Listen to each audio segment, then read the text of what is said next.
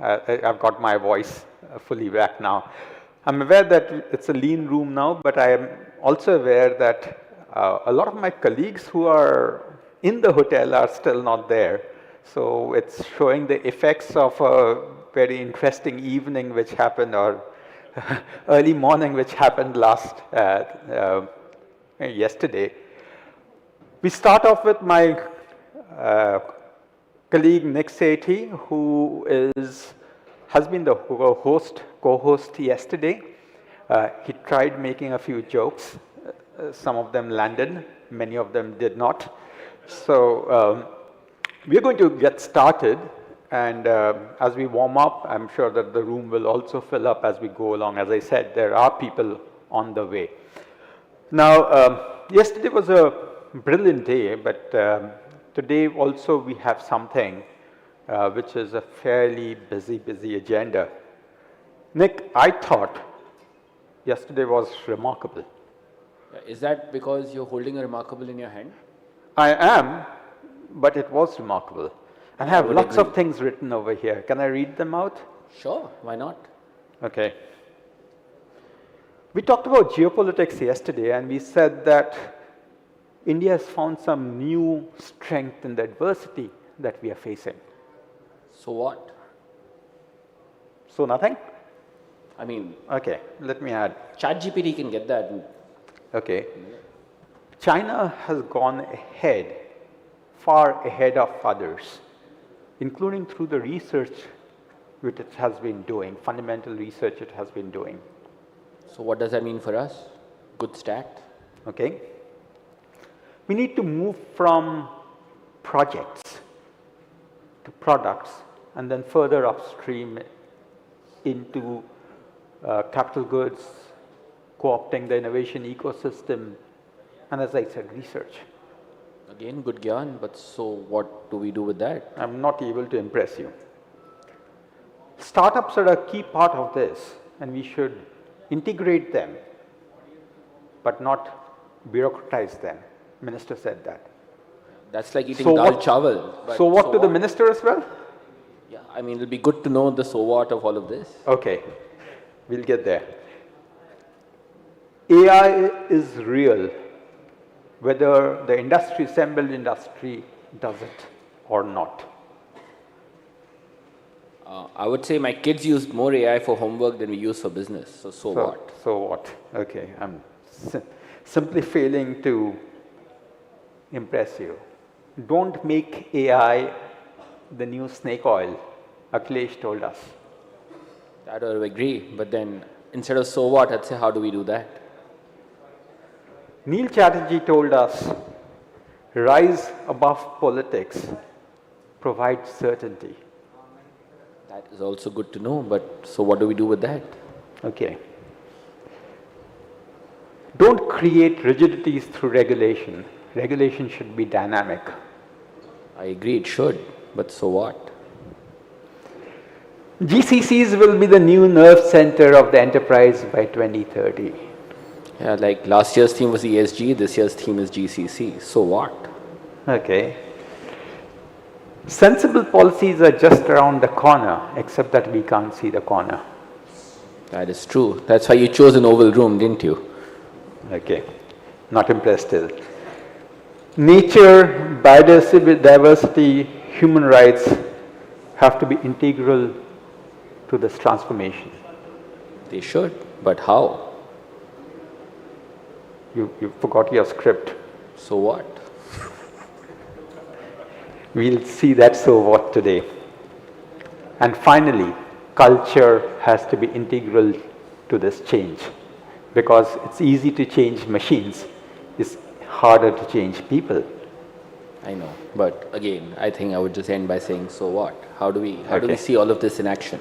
Okay. So today is the so what day. We talked about everything which was going to drive these dynamics, from geopolitics to technology to climate, AI, GCCs.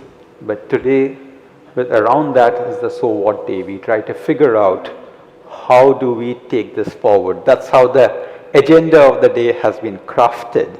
And we have a series of panels, firesides to take us through.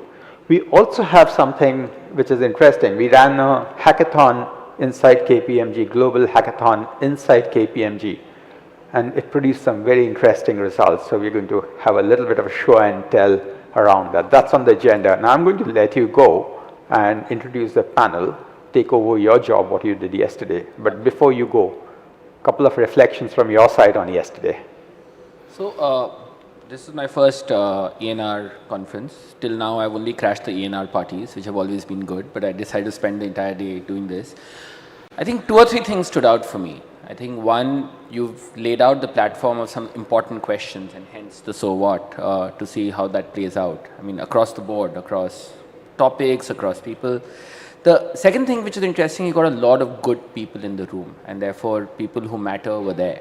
And it'll be good to see, it's good to sort of understand what their priorities are, but it'll be more sort of interesting to see how it plays out and what we can do with it. But kudos to you, it's been a good event, and look forward to today. Thank you, Nick.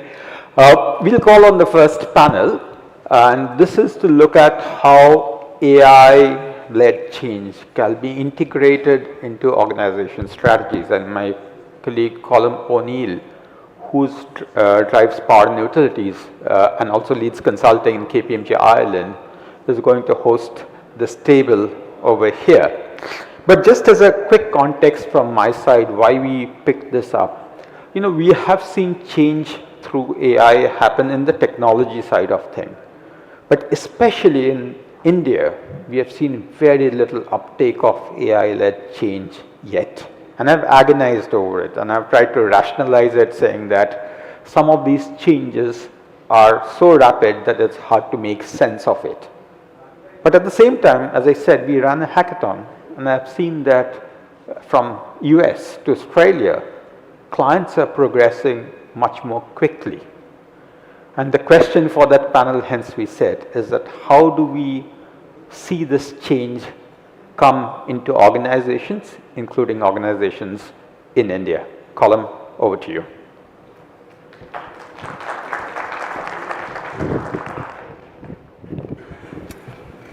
Thank you, Anish, and good morning, everybody. As Anish said, my name is Colm O'Neill, and I'm delighted to be here to host this panel today. Human progress, and indeed the civilization that we have today, has largely been built and linked to humanity's ability to generate and then find innovative ways to consume energy. That innovation has allowed us to split the atom, potentially opening the door to unlimited energy. It's allowed us to decode the human genome, which again opens the door to the possibility of an end to all disease and maybe even eternal life. And the world has presented us with a new opportunity, the opportunity for superintelligence. However, within that challenge, or within that comes 2 challenges. One is the consumption of energy that it drives. So for us as an energy industry, once again, we need to step up and meet this challenge. But within that challenge, there's a potential answer, which is AI can potentially help us to transform how electricity is generated, how electricity is transmitted to people, and how people use energy. So to answer that little conundrum for us today, as AI both presents challenges for the energy industry, but also gives us a potential solution, we have a super panel that I wanted to introduce you to. We have Dr. Shiv Kalyanraman, who's the CEO of ANRF, Government of India. We have Mr. Chandra Saxena, Chairman and Managing Director of Grid India. We have Venkatesh Krishnan, Executive Director from Microsoft. We have Arun Sharma, CEO of Resonia, and we have Vimal Gaba, who's the Global Head of Mining and Metals with SAP. If I could ask you to come to the stage and we'll commence the panel discussion.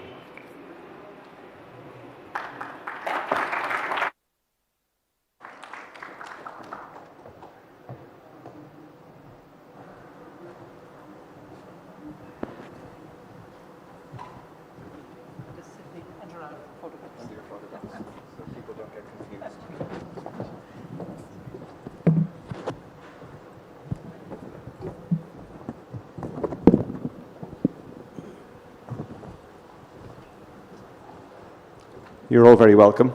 Thank you, Colm. Anish started the day out talking about today being that transition from what was maybe the bigger, more ethereal subjects being discussed yesterday down to a little more of the practicality today. And you know, Dr. Shiv, I know you lead ANRF, a new part of the Indian government focused on research and development. And that is really the first step, isn't it, to taking things from an ethereal idea into a reality that we might be able to work on. And I know you've brought a slide along today just to introduce ANRF to the audience here today, so maybe I'll pass to you first. Sure. If you can just bring up that one slide. And before, while that comes up, first thanks to KPMG, especially Anish, Colm, thank you for having me on the panel. This is not my first ENRich, actually. I've been here multiple times, maybe the third time this time, if I'm not wrong. In my previous role in Microsoft, I've been involved. So, so it's wonderful to be back here. So as the slide comes up, Anusandhan National Research Foundation is a mechanism that the government has established to catalyze research and innovation in India, and so that we can catalyze the rise of India as a genuine powerhouse in research and innovation. And it's high time for India to step up to the plate. We have excellent capability in terms of human resources, wonderful people, but we have to strike at least commensurate with our weight, and if not, punch beyond our weight, right? So I think that's the whole idea. So, of course, we have a number of structural barriers that we need to solve as India in this area. So, the approach that we are taking in the investment side, which is shown in the slide that is coming up, is we have two approaches. One is classical grants. This is similar to National Science Foundation and DARPA in the United States, and I have grown up in the US system as well. When I was a professor in the US, I've gotten lots of DARPA grants and NSF grants and various other sources. So how to do merit-based, broad-based funding as well as mission mode funding that DARPA has led, that has led to the development of the internet and others, and similar programs in US and UK and others. But what is different in ANRF is, in addition to our grants program, we also have a huge capital program called the RDI fund that is being operationalized right now.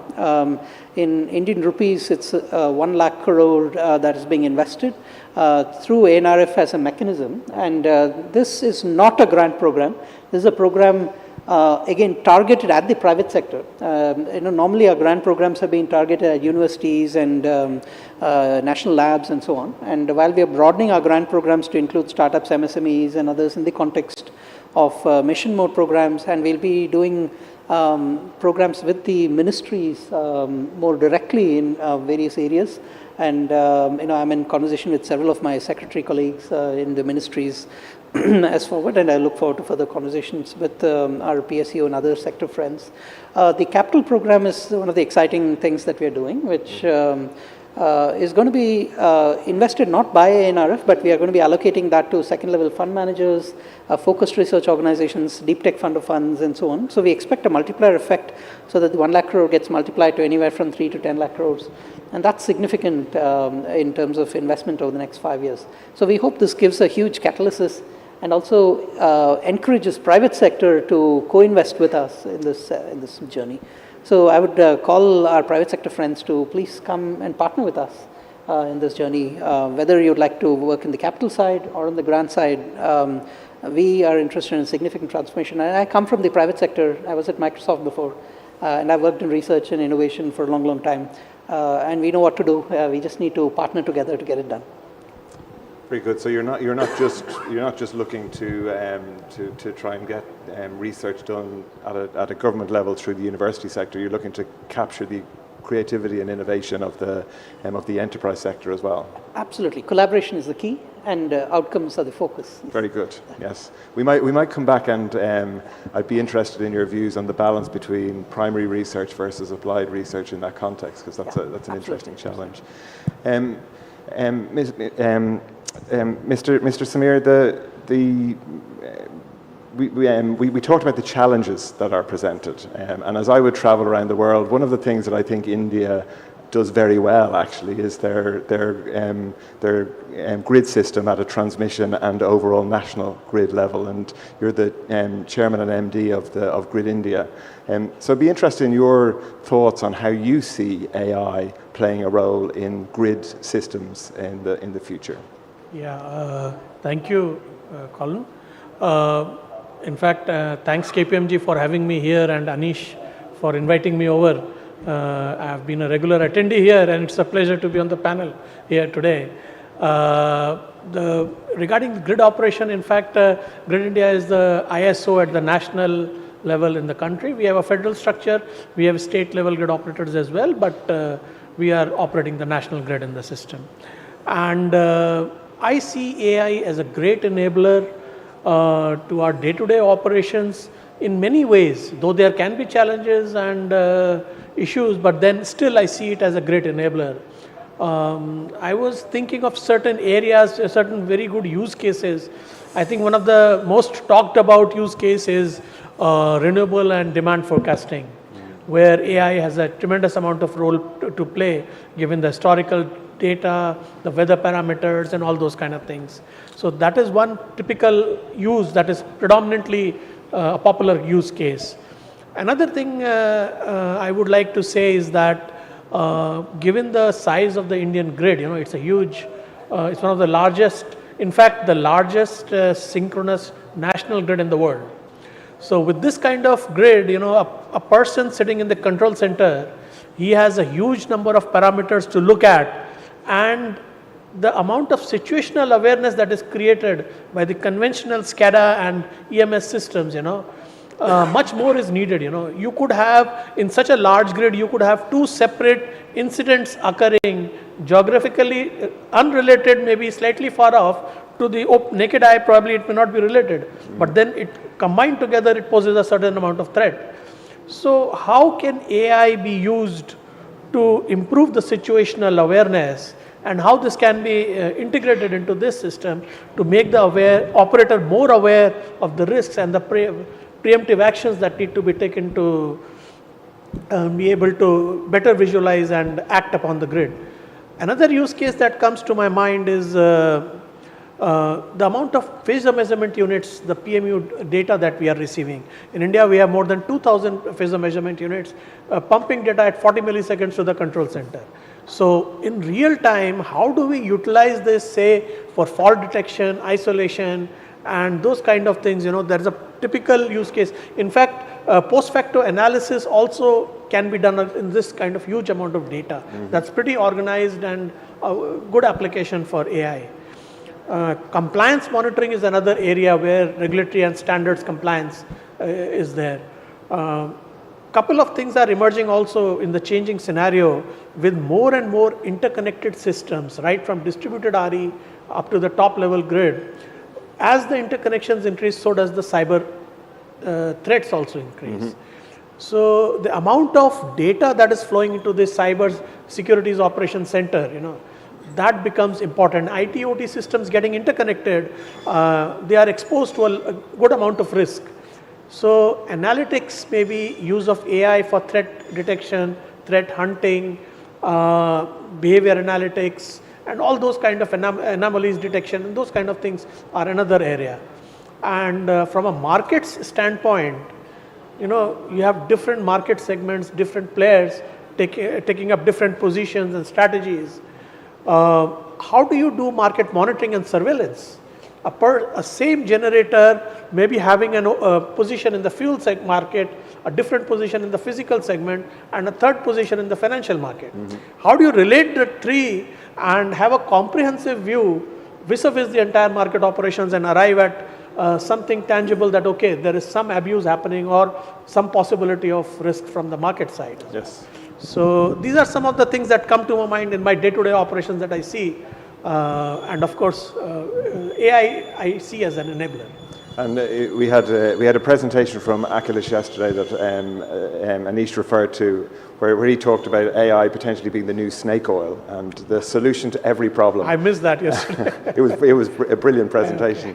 But what's interesting is AI technologies are and have been for many years just highly sophisticated pattern matching techniques, and in your world patterns matter, and Yes. and the ability to Recognize assimilate them. the data and recognize those patterns. And we have people from Microsoft and SAP who maybe will help us understand how we get clean data to be able to do that. Right. But before we do that, I might jump down to you, Arun, just to maybe fill in the energy system in India for us and give us a view from the transmission system operators on how you see AI playing a role in your own organization. In my organization? No, sorry. I was going to go to Arun Sharma. Thanks for that question. And I think it's rightly timed after the grid operator has Yes. spoken well about the challenges they face in normal day operation of the grid. I think critically, we as Resonia are one of the largest transmission companies, and we believe that there can be no transition without transmission. I have heard this phrase many times across different conferences. Now, India emits about 2.7 billion tons of greenhouse gases, primarily coming from coal, thermal plants, the C&I sector, and the transportation sector.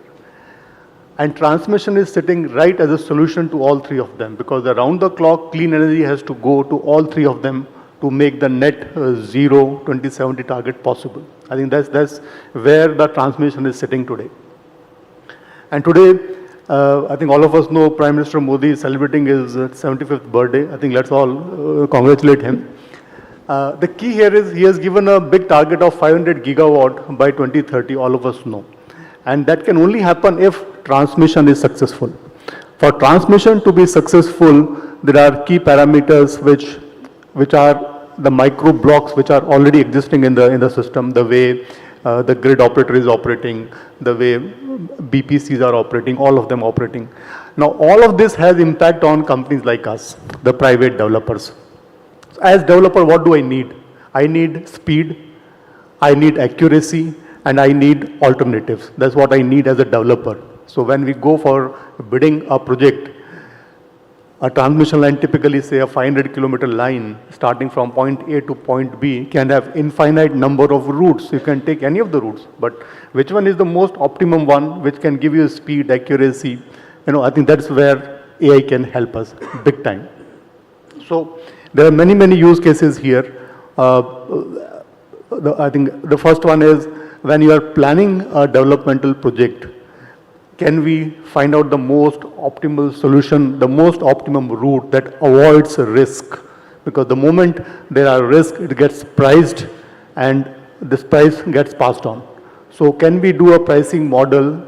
Can we create a most optimized route between the 2 points is something where AI can help us. We have developed some rudimentary kind of stuff at our stage, but given the greatest stride that have happened in AI, I am sure with cutting edge technologies and superimposed by AI, we can do great. I think that's one area.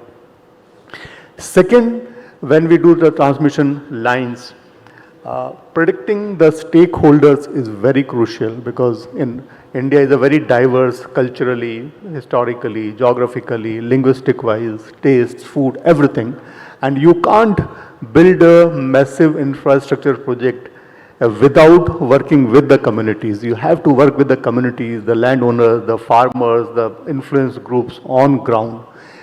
Can AI help me understanding their likes, dislikes, influence, all that, so that we can really work with the communities, their needs, aspirations, all that.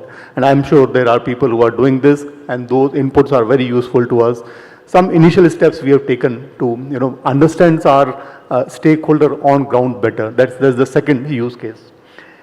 Third would be, I think most of the people are doing this, all this optimization that happen with the design. That's the easy part. But the third piece which I would want AI and some of us are using it, is buying land is the most difficult part in the country. 100 acres of land would have at least 1,200 landowners, 1,200 landowners. The data is just, and each one of them can have different problems. The data may not be fully updated, there is litigation, there are bank loans.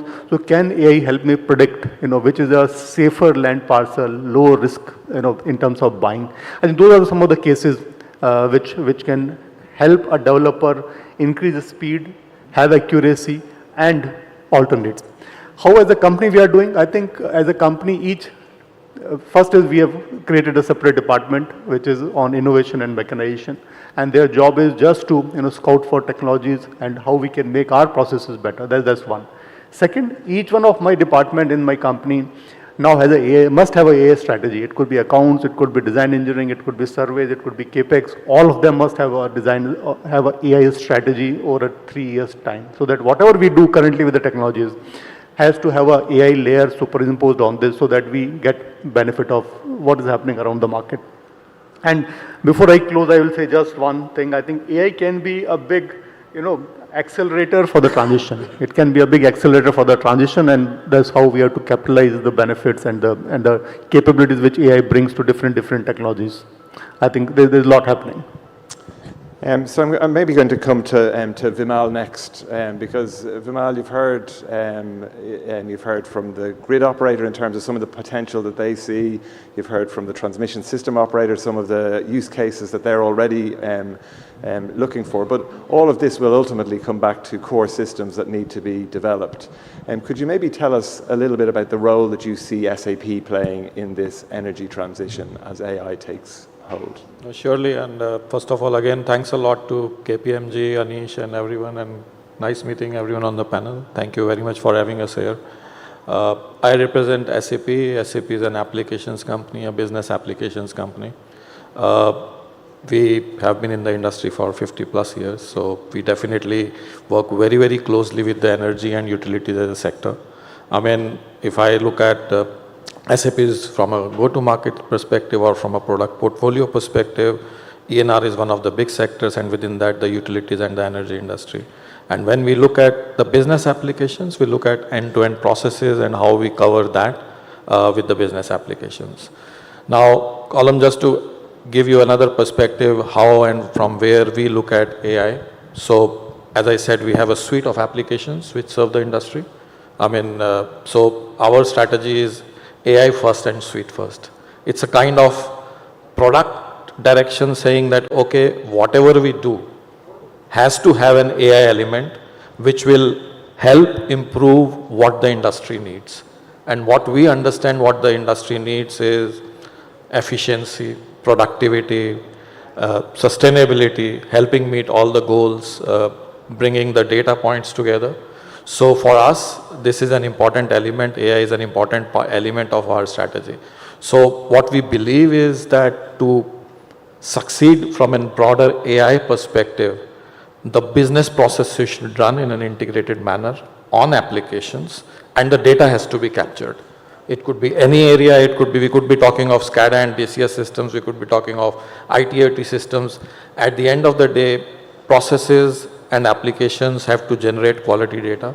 So we see that as a foundation, and there we of course have a layer which serves from a solution perspective the utilities industry. But at the end of the day, the objective is then on that data, how do you build AI?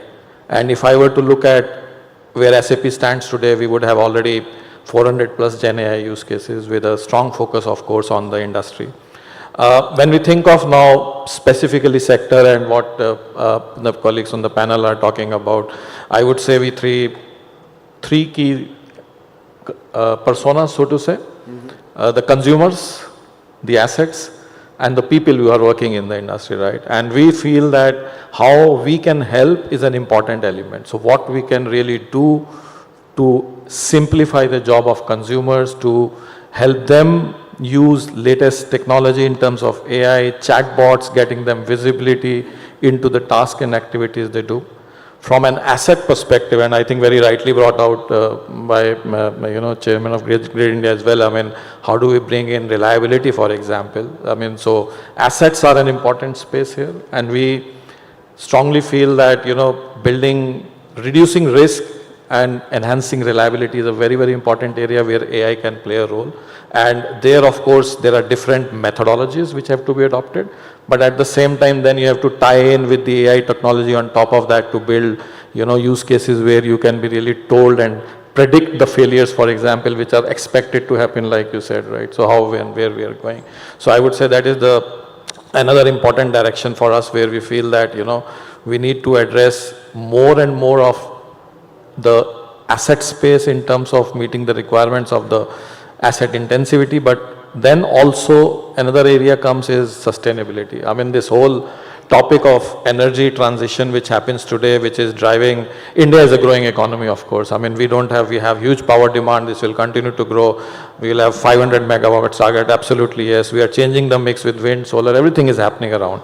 But at the end of the day, one of the major objectives is also to go green.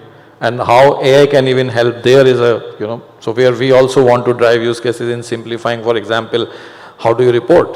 How do you report your scope 3 emissions, for example? How do you report your, you buy a lot of materials, how do you confidently say that, yes, this material procured from this supplier is actually having this level of emissions, and I can confidently report that, and this should be matched with the location from where you are buying and from where, the LCA databases which actually tell you, the factors. So we go to the grassroots level and actually try to address that point of integration and simplifying, and helping the industry achieve sustainability. Also reporting, for example, I mean, reporting of sustainability, ESG reporting is for everyone today, I mean, and how do we simplify that again with AI? So I would say that is the other element, and the last element I would say, but not the least, is actually the people who work. How do we really help with AI, with latest technologies in terms of productivity? So in terms of efficiency. Now, how we do it? So we have something called as Joule. I think Joule is not a new term on this panel, because Joule is an energy term.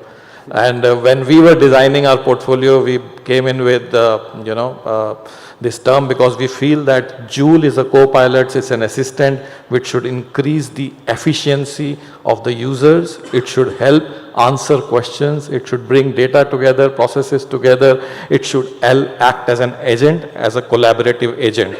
So agentic AI, getting that embedded with Joule as an assistant, as a co-pilot, is the second dimension. So what we do is we build AI capabilities within the applications, and then enable on top of that with agentic AI, which is going to then work as a collaborative agent across.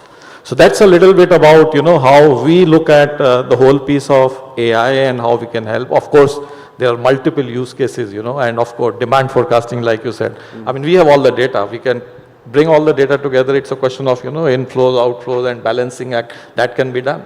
You look at what you are doing in terms of front offices and doing very, very small transactions, and how to improve efficiencies or remove inefficiencies there. So I would say there is a huge potential in general. As SAP, we feel this is an industry high focus for us to serve and build more and more use cases on AI. And it's good to hear from you, Arun, and from you and ANRF about the typical use cases which you face. This guides us. Thank you. Thank you, Vimal. And what's interesting about that is we've had our grid operator, our transmission system operator, describe problems, and someone from SAP would traditionally have come up with a set of products that would meet that demand. But what you've built is a capability to allow people access the rich data set that you have, and then with that, you're looking for your clients to develop their own solutions to those problems as you put that capability in their hands. I guess Microsoft play a huge role in the whole AI space, from the data centers where you have platforms that will store this incredible volume of data on which we will run these enterprise applications, right through to tools that we will use in our homes, Venkatesh, on AI and in terms of energy consumption and so on and so forth. Can you maybe elevate us and give us some of the things that you're most excited about from what you see that Microsoft are doing to support us through this? Well, thank you so much. I actually want to first, start off with a little bit of a disclaimer, and that is about the fact that I want to say that, look, I'm having a bad cold, so my throat is not in best shape, and I wish AI had a good solve for it. I did ping, our co-pilot in the morning. It gave me all the right information, but there is no instant fix for a common cold. So waiting for that day to happen. So with that, thank you so much for having me, and it's actually a privilege to be a part of a panel like this, because you get a flavor of where researchers, you get a flavor of the real use cases that really the industry wants to solve. And then you have the tech companies, and I do want to mention that, SAP, he was telling me in the morning that I'm not a tech company, I'm actually an application company. So, but we've got the companies who are a part of the ecosystem, trying to really figure out the art of the possibility. The thing that excites us the most about the current scenario is that we are absolutely privileged. We are privileged to be working with some of the largest energy companies globally, to be involved in what we call as real transformation of the core business problems where AI can play a role.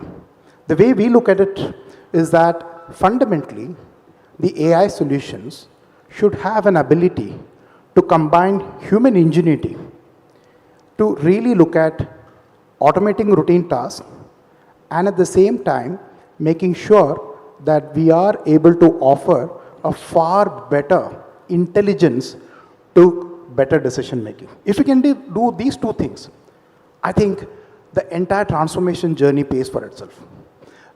If I were to really look at what's really working, and we heard about fantastic use cases, those are great things for us to ponder and work back on.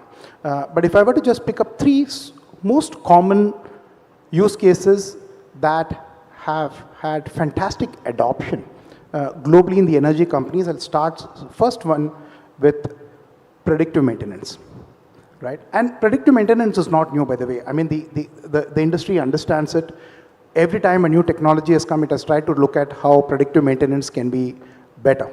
But I think AI takes it to a much better level in terms of really looking at getting an information which is intelligent and important to you before the event happens to help you reduce the downtime.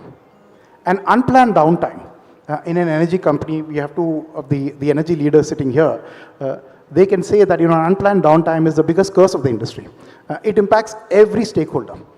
The consumer is what, as you and me see it, but it impacts every stakeholder. It has huge impact on the brand reputation. It has huge impact on the top line, bottom line.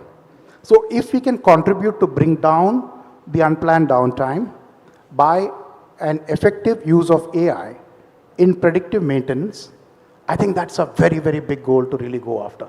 Simple, but highly effective. And we've had the privilege of working with a lot of companies across the globe who are now looking at a 24/7 monitoring. There is a company that we're working with, which is an energy company in Turkey, that has completely automated their entire remote operations through AI and getting those signals very early.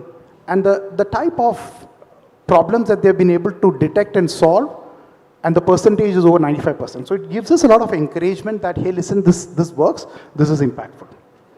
The second one that I'd like to talk about, again, very basic, is safety.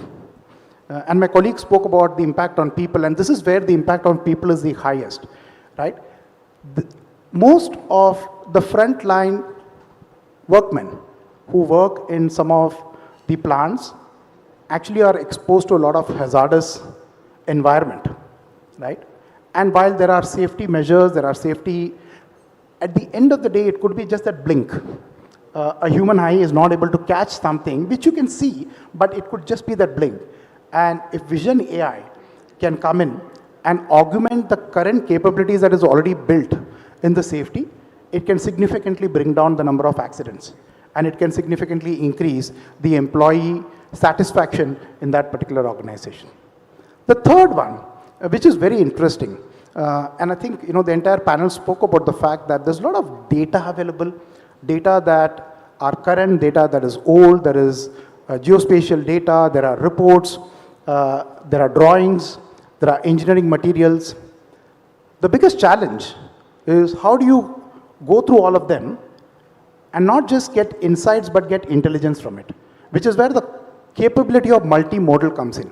AI is unique because AI can do multimodal thing. No other technology in the past gave you an ability to do multimodal stuff. AI can do multimodal capability.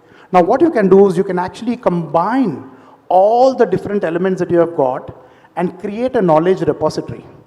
And that can be accessed to all the people in the organization. It fundamentally helps you get to the real intelligence quickly, but more importantly for organizations like ours in India, a lot of senior talent and the knowledge and the expertise that are available in them can then be reused by the younger generation who's coming in through the multimodal knowledge hub. So these are, some of the things where we see AI can play a significant role as what we have been working with some of the large energy companies, whether it is Petronas, whether it is, Chevron, who are actually looking at bringing these elements first and trying to get the maximum business leverage, either in terms of reducing cost, increasing uptime, or contributing to employee satisfaction. Very good. Thanks, Venkatesh. And maybe Dr. Shiv, to come back to you, you've heard industry describe the challenges that they face, and you've heard the technology industry say that there's solutions to all of those all around the world. So I maybe had a two-part question for you. First of all, as we head into this, how do you see that balance between fundamental versus applied research? How does that work in today's AI-enabled world? And then secondly, as we start to implement some of these solutions here in India, what do you see as some of the challenges of doing that in a more responsible way? It's actually a little bit of a deja vu for me, because I used to be part of Microsoft and I was a CTO for energy for AI. And we had done lots of interesting work on energy AI frameworks and other things, and that is one of the things I talked in prior ENRich.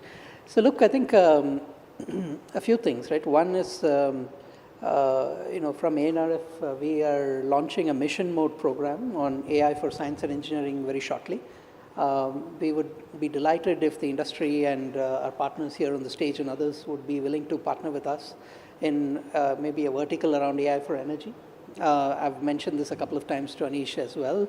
If would like to come together, we are going to invest anyways. Okay, we are going to, India is going to revolutionize and have a national open source program where we'll be doing hundreds of models, and which are across all kinds of science and engineering, especially topics like forecasting and other areas where I've had the privilege of working on these topics before, so I know a little bit. But now I'm in a stage where we can actually fund this research and fund really advanced development in these areas. So we are going to do, and all the outcomes of that will be open for the entire world. Right, these will be public goods, open models, open data sets, and so on. Right, so that's one thing we'd like to do. Now, in terms of the adoption, see, the AI core technologies are moving at such a rapid rate, and the capabilities are far ahead of what is actually being adopted. Right, so I would say that there is a lot of low-hanging fruit that can be picked up and adopted rapidly, where you couldn't go wrong, whether it's on all the use cases that have been talked about earlier. Of course, to get it perfect, like for example, forecasting is such a difficult problem, but the areas advanced so far, and with the data sets that are available, and with the new time series foundation models and other things, Microsoft had Aurora.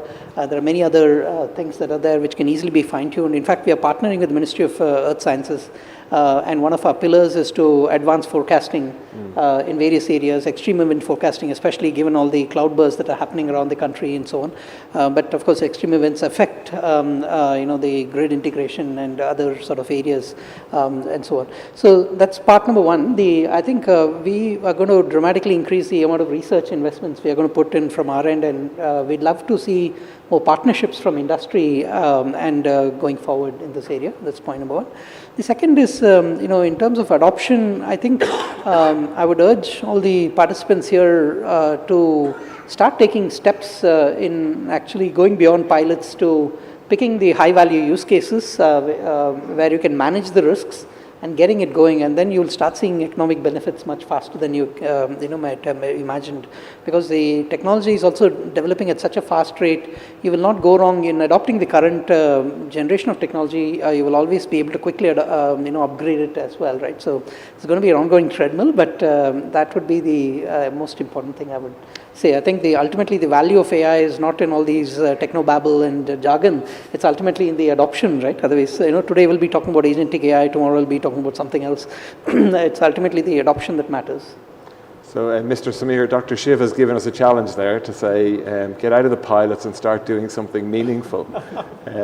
Do you maybe have some examples of what you're doing in Grid India at the moment in terms of some of those plans that you might have for how AI will play a meaningful role in your organization? Yeah, so in fact, in-house we have some people who are capable of handling AI algorithm, AI and ML, and they have integrated with the forecasting modules some degree of AI. Of course, like he has already mentioned, forecasting is a complex subject, Yes. You can always improve better and achieve better, So we have done that, and we are also partnering with academia and the major academic institutions also for development of AI-based tools for applications within Grid India.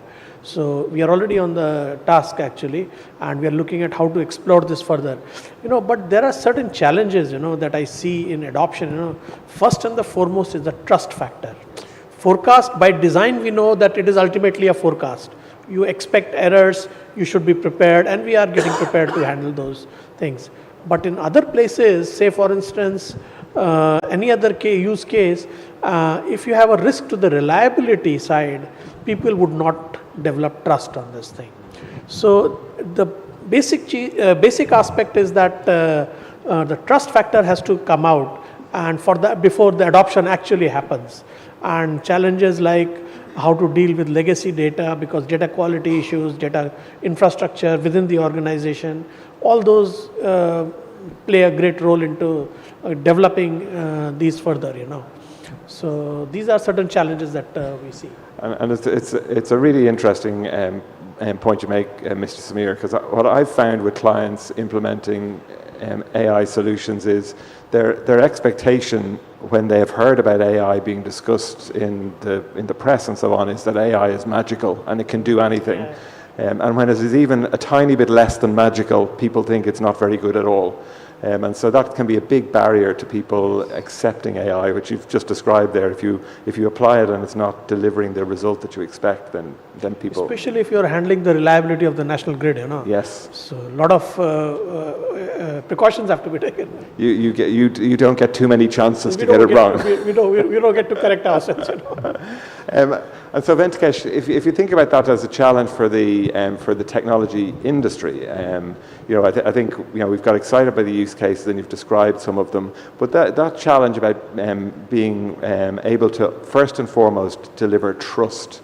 What's the view in Microsoft around how we achieve that balance to maintain trust, but at the same time keep pace of implementation?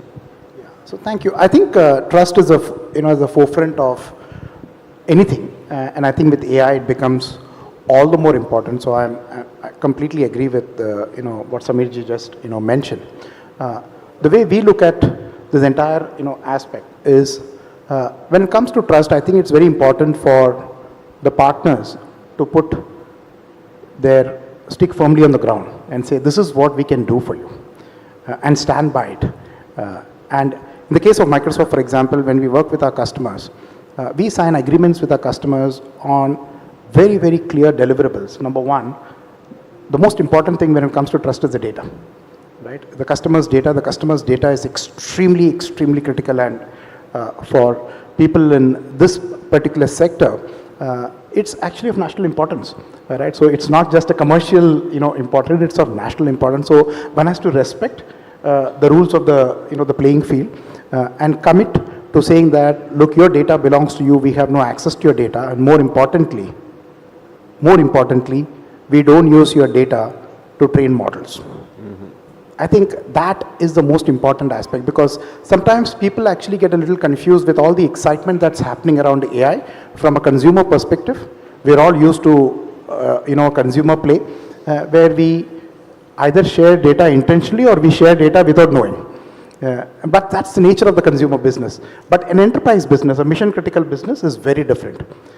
So it's very important to first have those guardrails very, very clearly identified, documented, and contracted for. So that's the first thing. We give a commitment to our customers that your data belongs to you. A, we have no access to your data. We are just an operator. But more importantly, that your data will never be used for any trading. That is the starting point of building trust in an organization. And then comes all the other resilience, availability, all the capabilities that you can provide through a hyperscale environment. Today, if you really look at what a hyperscaler can offer in terms of reliability, availability, serviceability, it is the top of the class. There is nothing better than that which is available as compared to if the customer were to do it themselves. Yes, they can do it, but the cost of doing that will be prohibitive. Whereas with a hyperscaler, they have to do it just for the sheer existence. So technology-wise, there is something available, but before that comes the fabric of trust. That has to be established first, so I completely agree with that. The other two parts which are also important in this entire journey is the senior leadership and their commitment, their vision. We have two senior leaders here. Both of them speak very passionately about AI. I'm so encouraged to hear that. Because when you have the voice at the top, very clear about the direction that the organization wants to take and bring in AI, a lot of things happen. It is not an IT project.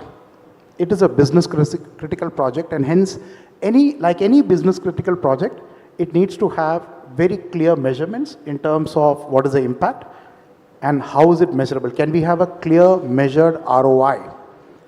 We have seen that use cases that have A, commitment at the top, B, clear ROI, C, a very clear output or an impact, they tend to actually have faster deployment, faster adoption, to your point on adoption.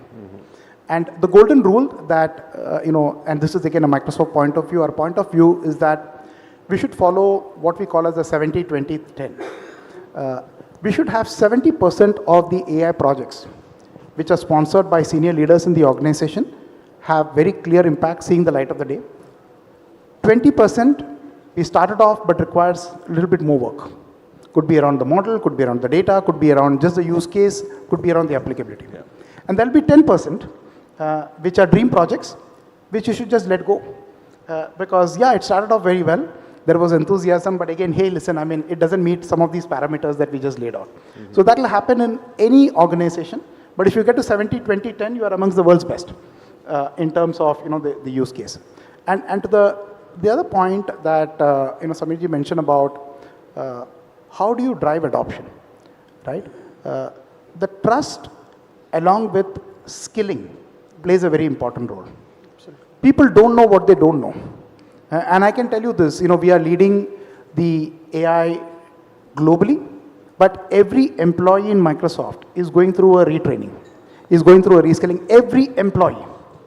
And we are, with every passing quarter, to the point that Dr. Shiv mentioned, the technology is changing so fast that we are saying that with every changing part that's coming, you need to up level. Because at the end of the day, you're going and engaging with customers who are looking at solutions for their business problem, not just getting excited with your technology. So hence, a deeper understanding and appreciation of what this AI as a general purpose technology can do for the industry is very important for us but we encourage this with our customers, because as a user, your appreciation of technology and what it can do can significantly increase the rate of adoption. Yeah. The good news in India though, is that I think overall our tech quotient is high. If you look at the way we have easily adopted to a UPI, if you look at the way we have easily adopted to a Digi Yatra, right? So Indians actually have that additional edge, and I think we should leverage that given the huge adoption challenge that exists globally for AI. India can actually crack that problem far better than anybody else. And I just want to pick up on one of those points that you made there, because you mentioned that we have on the stage here, we have chairman and managing director and chief executive, not the CIOs of these two organizations, which is a really interesting signal of how people, their mindset around around this technology. And as you would see large organizations with SAP trying to implement these transformations, can you maybe tell us what some of the challenges they face, senior leaders face as they look to transform their organizations using AI? Yeah, surely. I think I echo what our Microsoft colleague said, and Samir sir, what you rightly said. I mean, for us, I think there are two things which I want to say. Number one, whatever AI we build in our technology portfolio is on three principles: relevant, reliable, responsible. So everything has to be taken care of around these three principles. When we build, we take care of the privacy of the data. It has to be relevant to your business, and we have to behave in a very responsible way. So we bring AI capabilities, we bring with these three principles, make these three principles visible, and this builds transparency and trust. But like Samir sir said, I think trust is very important. How to build, there is, as for me, there is no easy step. The proof of pudding is in eating, right? So that's how I see it. And I would say that adoption, we have to start small. I mean, as we say that, okay, roll out smaller capabilities, let the users use and feel the value. Get the value, realize the value, you know. So that's the starting point for us. I mean, that is one important starting point for us. We say that yes, the usage has to start in terms of that. Secondly, set the house in order. What it means is, lot of trust is when you see lot of, you know, fragmentation, data lying here and there, the trust will not come. And what we feel is organizations internally have to have a very clear data and application strategy to tie things together and make it visible, saying that yes, this is centrally governed, controlled. The quality of data itself is not questionable. It takes a while to build that, your architecture in terms of designing this out. But I feel that also builds to an extent trust within the organization, because then you start getting the right results if the data is right, if the quality of the data is right. And there again, I feel that, you know, we as technology companies, we try to solve that problem by saying that yes, get the processes, get the data together, and then on top of that build AI which is relevant, reliable, responsible under those principles and for what the industry needs. So that's how we see. We see a lot of challenges, of course. I mean, the industry is fragmented, change mindset, you know, so scale up, upskilling, programmatic approach to drive things. I mean, they all have to be a part of this. So that's how, you know, I would say we look at it. Very good. Thank you, Vimal. And maybe Arun, if you might give us some thoughts as the chief executive facing into this. We've heard about the potential. You've talked about the use cases in your own organization. But as you're driving adoption of AI through your organization, can you maybe tell us what it's like from your perspective? Thanks. I think many interesting things have been said by the panelists, honorable panelists. I think critical is, as an asset owner who is a part of the national grid, I think it itself is a big honor for a private company to be a part of the national grid. Now, it puts responsibility on us because the SLAs are very strong. If you have to have 24/7 power supply in the country, whole country which is connected through the grid, I think the SLAs are 98% of the time you should be up and running. And the financial modelers will typically take more of it. No, will be up 99% time. So now that puts a lot of pressures on the operating team to keep the assets up and running. 98% means what? Means 6 days of outage. One asset cannot be out of service for more than 6 days. And if you take the view of the financial modelers, then you should not be out for more than 3 days in a year.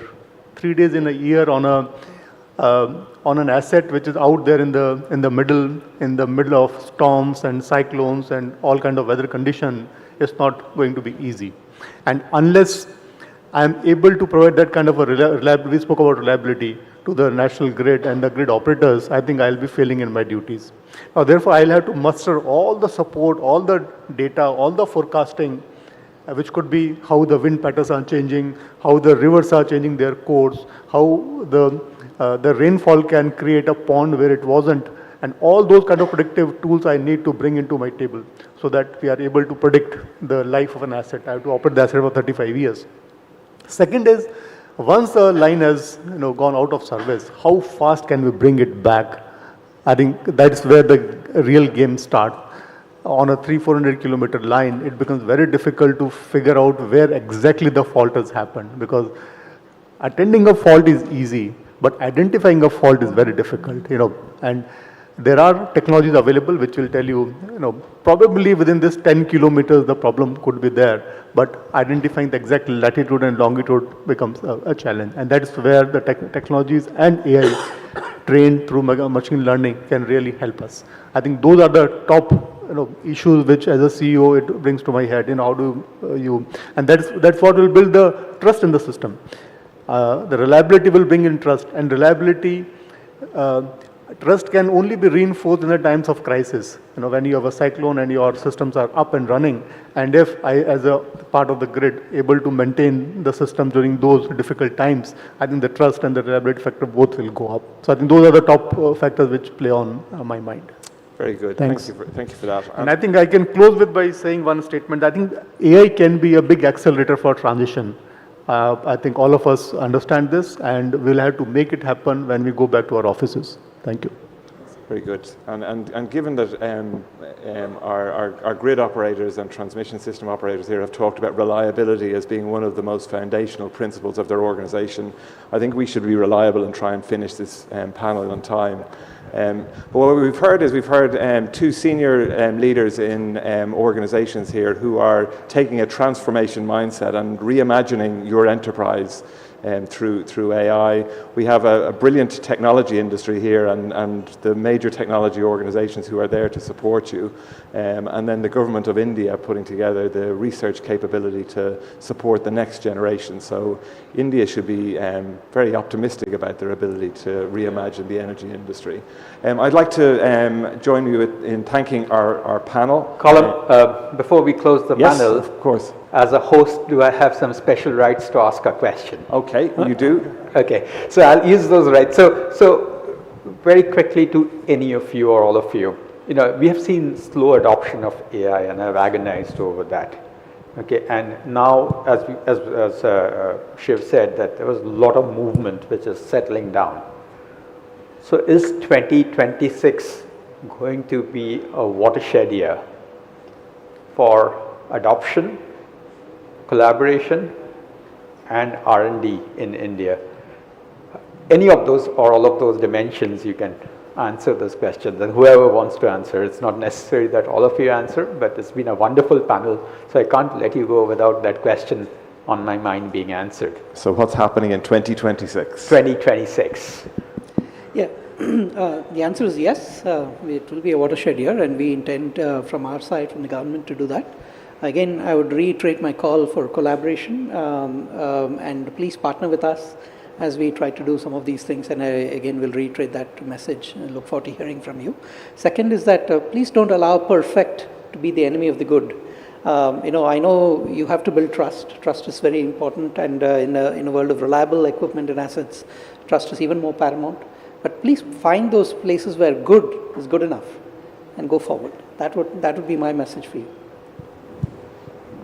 Thank you, Dr. Shiv. Anybody else? I can go next. Absolutely yes. To your point, 2026 could be that watershed moment, and I'm going to actually put the onus back on you, Anish. I think it requires a lot of industry partnerships to make it happen.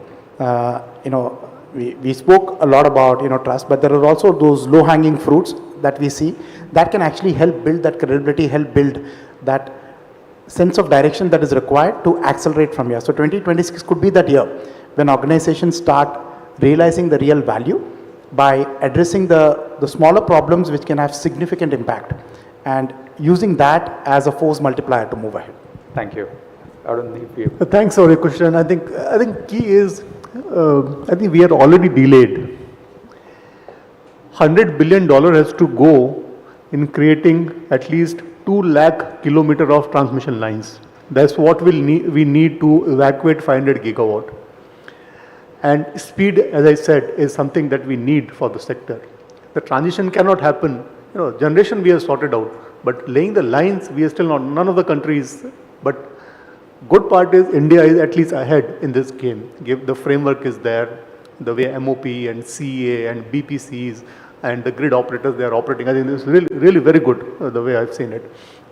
But the execution on ground, the predictability of your assets, the reliability and the trust part, especially during times of cyclone. We have seen how the eastern coast behaves, we have seen how the western coast behaves, and those will not happen unless we get to the cutting edge of the technologies with a layer of AI. That is only thing which will help us be reliable and create trust and, serve the nation. Thank you. Thank you. I won't interrupt anymore. I can see the red time is up. So this is a fantastic panel. Thank you. No, Thank you.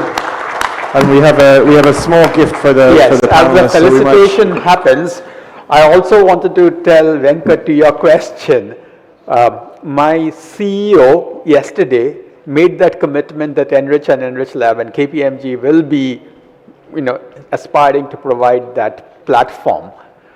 And the way he did it is that I put it in a speech. So yes, so we are very, very committed to make that happen, and it's been a fantastic panel. Thank you so much. And that last question being answered by you in black and white really makes a big difference for us. We're going to go for a small break, 15 minutes or so. Grab your coffees. It's not easy to get into a room in Delhi in the morning, and I had butterflies in my stomach. I can't say any other way, but I can see this is now a fairly full room, and we go into a very, very exciting discussion, which is central to what we planned this conference for, saying that the GCC is going to become the nerve center of the energy organization. Now, we have two very, very senior people. We had more, but some of them had personal challenges and couldn't be here. But Varsha Singh, BP's country head for the GCC head in India with massive amount of experience. And as BP, of course, they handle it on a global scale. But NTPC chairman elected to be on this panel. He said that, I will come on day 2 for this panel because I believe that this is the transformation moment. NTPC has done massive amount of work through shared services in engineering, including in R&D, engineering, finance, HR, technology. And I do think that we shouldn't think of GCC only for global companies. Indian companies, large majors, have equally that adoption to look at. And we have lots of large companies here, Indian Oil, ONGC, in this room. I think we should be talking about it. So Mr. Gurdeep Singh and Varsha is going to join Shalini Pillai, my colleague who leads GCCs, on the other side of the break. Let's take a break and be back in 15. Thank you.